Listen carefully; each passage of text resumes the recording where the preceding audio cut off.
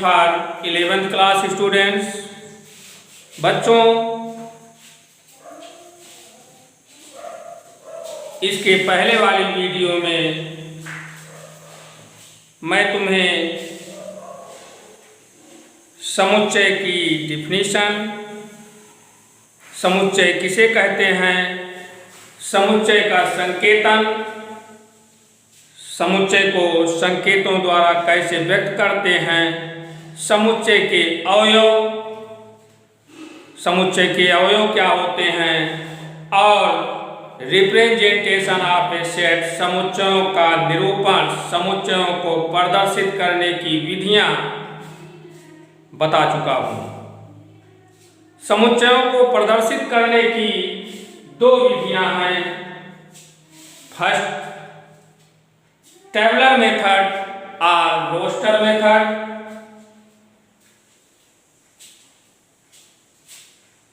ये विधि मैं फिर से रिवाइज कर देता हूं। इस विधि से समुच्चय को लिखने के लिए हम कर्ली ब्रैकेट, मझले कोष्ठक का यूज करते हैं और समुच्चय के अवयवों को कर्ली ब्रैकेट के अंदर लिखते हैं और प्रत्येक दो अवयवों के मध्य कामा यूज करते हैं। सेकंड मेथड, प्रॉपर्टी मेथड और सेट बिल्डर मेथड। इस विधि से समुच्चय को लिखने के लिए कर्ली ब्रैकेट के अंदर हमें उस गुण को लिखना होता है जिस गुण का पालन सभी एलिमेंट जिनसे समुच्चय बना हुआ है पालन करते हैं। बच्चों, एक एक्सरसाइज तुम्हारी बुक में दी गई है जो कि फर्स्ट एक्सरसाइज है। यहाँ कुछ सिंपल क्वेश्चन जो कि बहुत ही सरल हैं दिए हुए हैं। इन्हें तुम बहुत ही आसानी से स्वयं हल कर सकते हो यदि जितनी बातें मैं बताया उन्हें अच्छी तरीके से समझे हुए हैं तब। पहले क्वेश्चन में ब्लैंक्स फिल करना है बिलोंग्स टू या इज नॉट बिलोंग्स टू के द्वारा। बच्चों, ये साइन है बिलोंग्स टू की और ये साइन है इज नॉट बिलोंग्स टू की। बिलोंग्स टू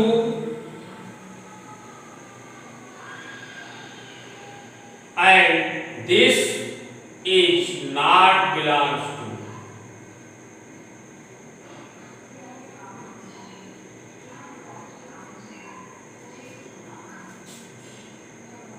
ये साइन बिलोंग्स टू के लिए यूज करते हैं और ये sign is not belongs to के लिए यूज करते हैं। बच्चों, बिलोंग्स टू का अर्थ है अवयव है और इज नॉट बिलोंग्स टू का अर्थ है अवयव नहीं है।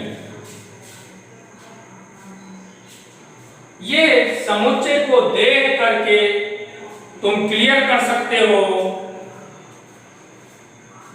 कोई भी वस्तु समुच्चय का अवयव है या नहीं है।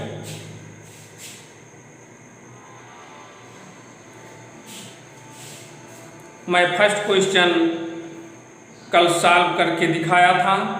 इसी प्रकार से सेकंड क्वेश्चन पढ़ता हूँ। निम्नलिखित संग्रह में कौन समुच्चय को निरूपित करते हैं, ये भी मैं बता चुका था। थर्ड क्वेश्चन, निम्नलिखित प्रत्येक समुच्चय को तालिका विधि से लिखिए। इसमें भी मैं एक पार्ट हल करके दिखाया हुआ था। आगे शेष पार्ट स्वयं हल करने का प्रयास कीजिए। यदि कोई प्रॉब्लम आए तो बताएंगे। नेक्स्ट वीडियो में हम उस प्रॉब्लम को दूर करने का पूरा प्रयास करेंगे। निम्नलिखित संख्याओं को प्रतीकात्मक भाषा में लिखिए सभी समप्राकृतिक संख्याओं का समुच्चय।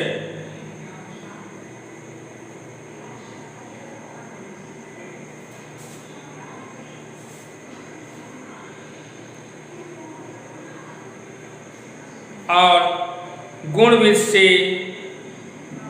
एक सेट दिया हुआ है, set A equal AN, A equal AN such that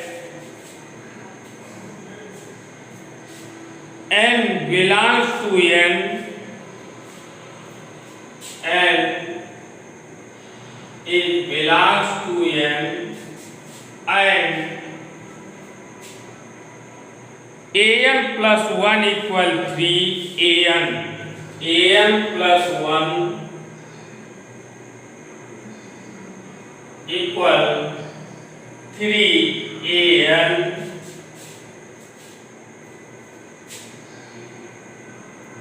and A1 equal 1 A1 equal 1। ये समुच्चय गुणविद से लिख करके दिया हुआ है और इसे चेंज करना है टेबुलर फॉर्म में। इन tabular form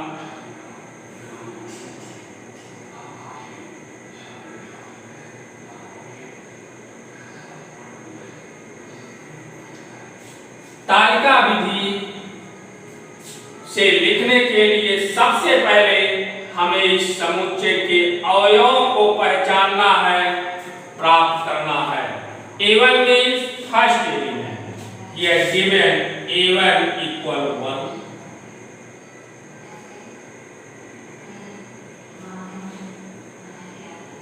A2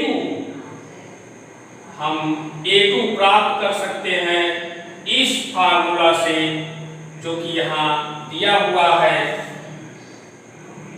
AN plus 1 equal 3AN, so A2 A1 plus 1 is equal to 3 into A1 is equal to 3 into A1 is equal to 1, so this is 3। A3 equal A2 plus 1 is equal to 3 into A2 and here A2 is equal to 3, so 3 into 3 is equal to 9। Similarly, A4 equal A3 plus 1 is equal to 3 into A3 is equal to 3 into, since A3 equal 9, so here put the value of A3 is equal to 9 is equal to 27, so on। So set A in tabular form we may write as A equal curly bracket first element who is 1, second element 3, third element 9, fourth element 27, so on।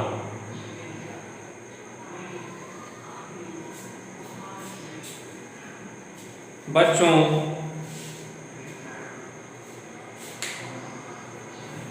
First exercise अब तुम solve कर सकते हो।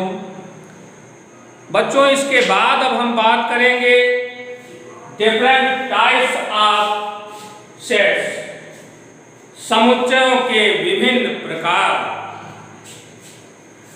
सबसे पहला type होगा null set. Different types of set. First होगा null set,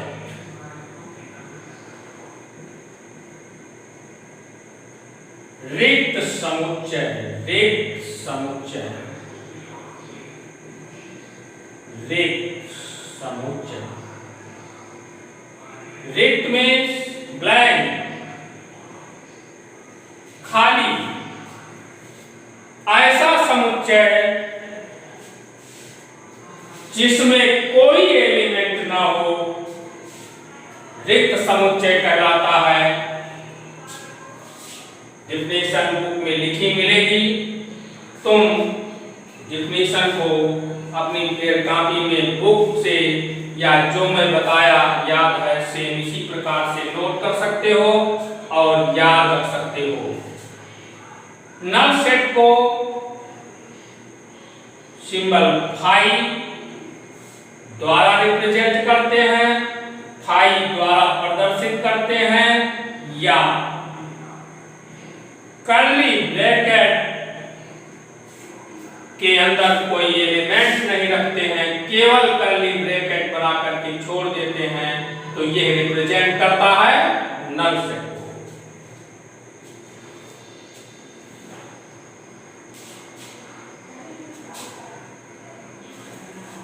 example के लिए हम ले सकते हैं एक सेट,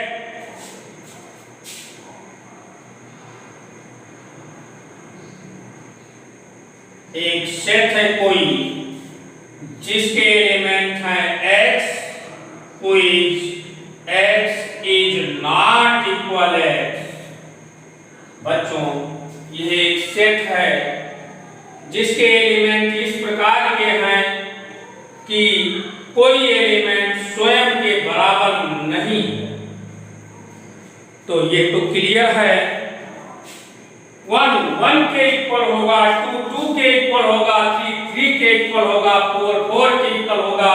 इसी तरह से जितने भी एलिमेंट होंगे वो स्वयं के इक्वल अवश्य होंगे।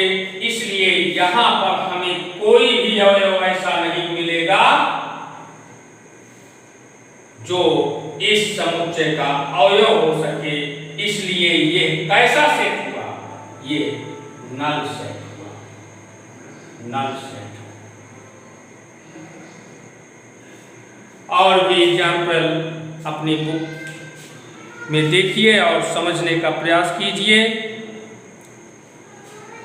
इसके बाद बात करते हैं दूसरे प्रकार की, एकल समुच्चय, सिंगलटन सेट। एकल समुच्चय ऐसा समुच्चय जिसमें केवल एक अवयव होता है, एकल समुच्चय कहलाता है, सिंगलटन सेट।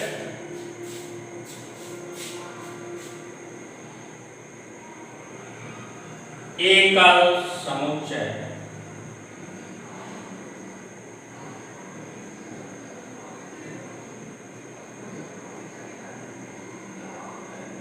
ऐसा समुच्चय जिसमें केवल एक एलिमेंट होता है, एकल समुच्चय कहलाता है। जैसे एग्जाम्पल के लिए हम मान सकते हैं कोई दिया हुआ सेट ए है जिसमें एलिमेंट 2 है। यहां देख रहे हैं एक एलिमेंट केवल आया हुआ है 2, इसलिए ये एकल समुच्चय होगा। इसी प्रकार से अगला प्रकार होगा फाइनाइट सेट, परिमित समुच्चय। बच्चों, नाम से ही क्लियर है, परिमित समुच्चय, फाइनाइट सेट जिस समुच्चय के अवयवों को काउंट कर सकते हैं वो फाइनाइट सेट कहलाता है। कहने का अर्थ ये हुआ, समुच्चय के अवयवों को हम काउंट करके बता सके कि इस समुच्चय में कितने अवयव हैं, तब वो परिमित समुच्चय होगा, finite set,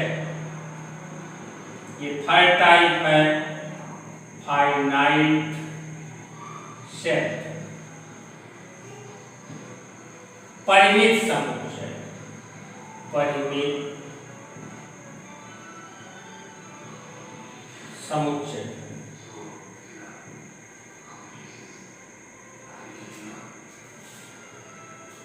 next fourth type infinite set, infinite set. अपरिमित समुच्चय, अपरिमित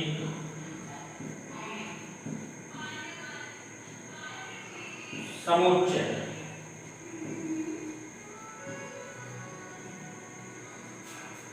ऐसा समुच्चय जिसके अवयवों को हम काउंट करके बता न सके कि समुच्चय में कितने अवयव हैं, वो अपरिमित समुच्चय कहलाता है।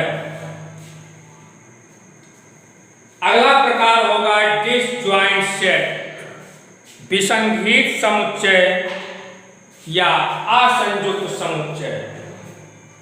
दो या दो से अधिक समुच्चय जिसमें कोई भी अवयव कॉमन नहीं होता है। ऐसे दो या दो से अधिक समुच्चय जिनमें कोई भी अवयव कॉमन ना हो, उभय निष्ठ ना हो, डिसजॉइंट सेट कहलाते हैं। डिसजॉइंट सेट ये फिफ्थ टाइप होगा, डिसजॉइंट सेट, डिसजॉइंट सेट। असंयुक्त समुच्चय,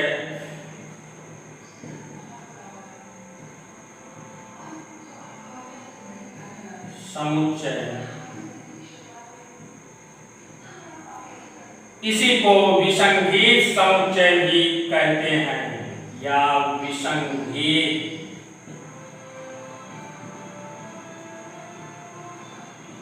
समुच्चय।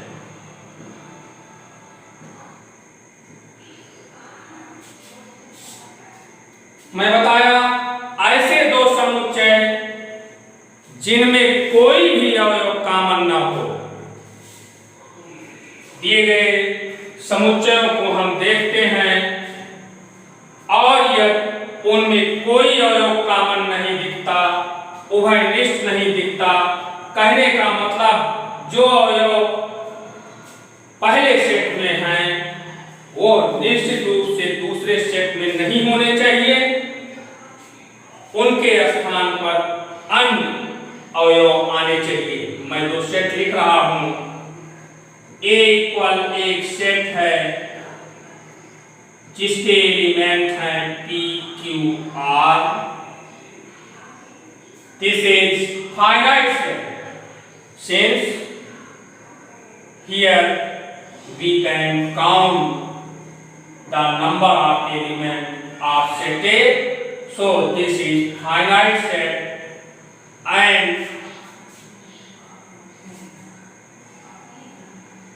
I write second set who is B is equal to A, B, C, D.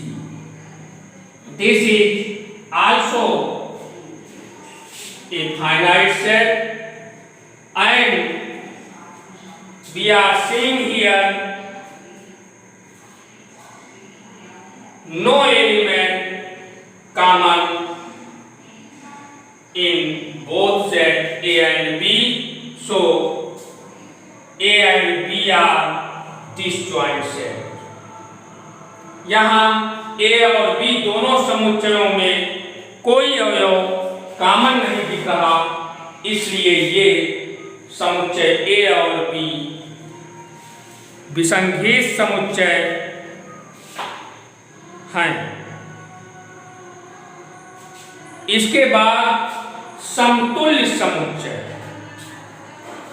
बच्चों, समतुल्य समुच्चय, दो परिमित समुच्चयों को समतुल्य समुच्चय कहा जाता है यदि उनमें अवयवों की संख्या समान हो। कहने का अर्थ ये हुआ समतुल्य समुच्चय, ये 6 टाइप है समतुल्य समुच्चय। इक्विवेलेंस सेट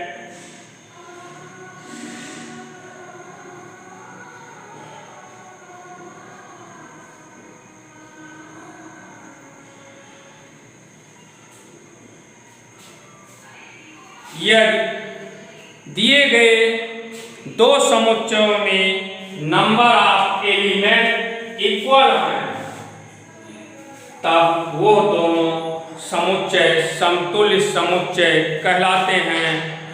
ए में अवयवों की संख्या इक्वल हो, बी में अवयवों की संख्या, means number of A is equal to number of B. If NA equal MB, then B may say A and B are equivalent set और समतुल्य समुच्चय।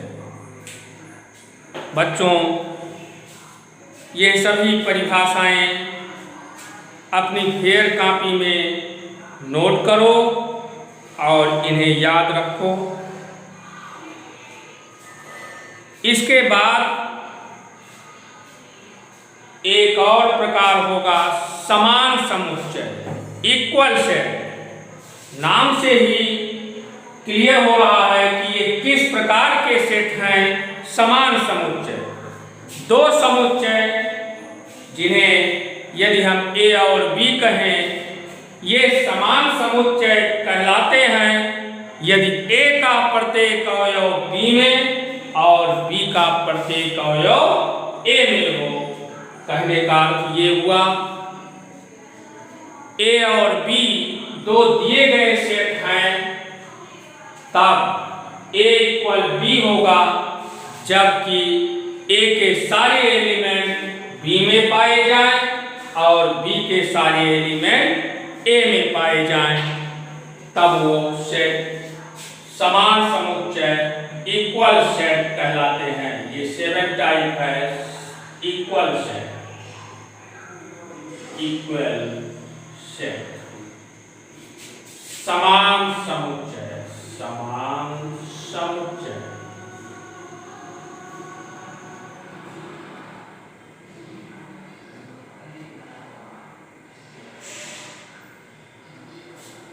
A के सारे अवयव यदि A और B दिए गए सेट हैं, तब A के सारे अवयव B में हों और B के सारे अवयव A में हों, तब A इक्वल B होगा। A में जो अवयव आए वही अवयव से B में भी आए, तब A इक्वल B होगा। समान समुच्चयों को इक्वल साइन से डिनोट करेंगे, A इक्वल B। यदि A और B समान समुच्चय नहीं है, तब हम A is not equal B लिखेंगे।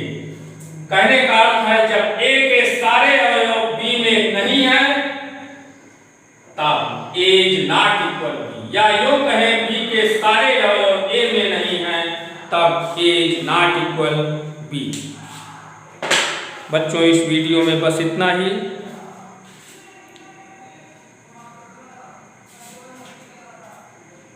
नेक्स्ट वीडियो में हम एक्सरसाइज से कुछ क्वेश्चन सॉल्व करवाएंगे, इसके बाद कुछ और डिफिनीशंस बताएंगे। All the best.